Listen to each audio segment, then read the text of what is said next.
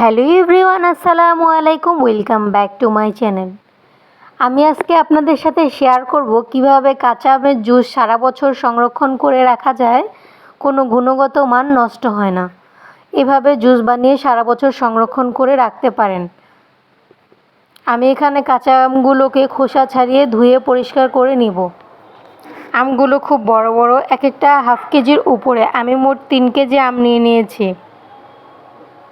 3 KG আম আমি খোসা ছাড়িয়ে টুকরো টুকরো করে কেটে ধুয়ে পরিষ্কার করে নিয়েছি। এই আমগুলোকে এখন আমি ছোট কাপ, চায়ের কাপের হাফ কাপ পরিমাণ পানি দিয়ে সেদ্ধ দিয়ে দিলাম। কারণ আম থেকেও পানি উঠবে, আমি এক্সট্রা পানি দিব না, ঘন অবস্থায় ফ্রোজেন করে রাখবো। এর জন্য আমি অল্প পরিমাণ পানি দিয়ে সেদ্ধ দিলাম। আম থেকে পানি উঠেছে আর ওই হাফ কাপ পানি থেকেও পানি উঠেছে। এখানে আমি দিয়ে দিয়েছিলাম একটা শুকনো মরিচ পুড়ে, এখানে দিয়ে দিয়েছিলাম। আমটা সেদ্ধ হচ্ছে। এর সাথে আমি তেঁতুলের কাঠ দিব, এর জন্য তেঁতুলটাকে ভিজিয়ে রেখেছি।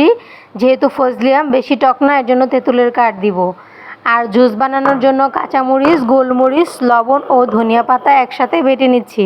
আমার কাছে পুদিনা পাতা নেই, পুদিনা পাতা থাকলে আমি পুদিনা পাতা বেটে দিয়ে দিতাম।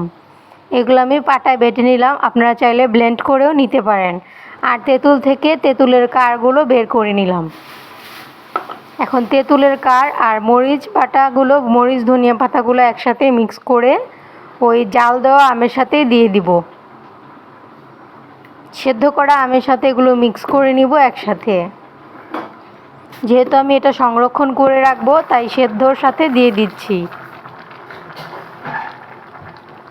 এভাবে সংরক্ষণ করে সারা বছর খেতে পারবেন, কোনো গুণগত মান নষ্ট হবে না আর জুসটাও নষ্ট হবে না। তারপর আমি ডাল ঘুটনির সাহায্যে ঘুটে নিচ্ছি এটাকে। গরম অবস্থায় ঘুটলে খুব তাড়াতাড়ি নিমিষ হয়ে যাবে। দেখুন, এভাবে ঘুটে আমি পুরো মিক্স করে নিচ্ছি, জুসের মতো করে নিচ্ছি। আমার আমটা অনেকখানি গলে গিয়েছে, মিক্স হয়ে গিয়েছে। বাকিটা আমি চালনির সাহায্যে চেলে নিব যখন একটু ঠান্ডা হবে। অনেকটা ঘোটা হয়ে গেছে দেখুন। এই অবস্থাও চাইলে আপনারা রাখতে পারেন যদি দেখেন কোনো আমের দানা দানা নেই। আমার একটু ছিল, এর জন্য আমি বাকিটা চালনিতে চেলে নিচ্ছি।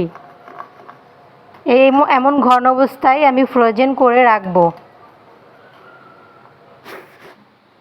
আমার চালা হয়ে গেছে আমটা। এখন আমি মিক্স করে দিলাম বিট লবণ, কারণ সাধারণ লবণ আমি আগেই মিশিয়ে নিয়েছি। এখন বিট লবণ যতটুকু প্রয়োজন মিক্স করে নিচ্ছি।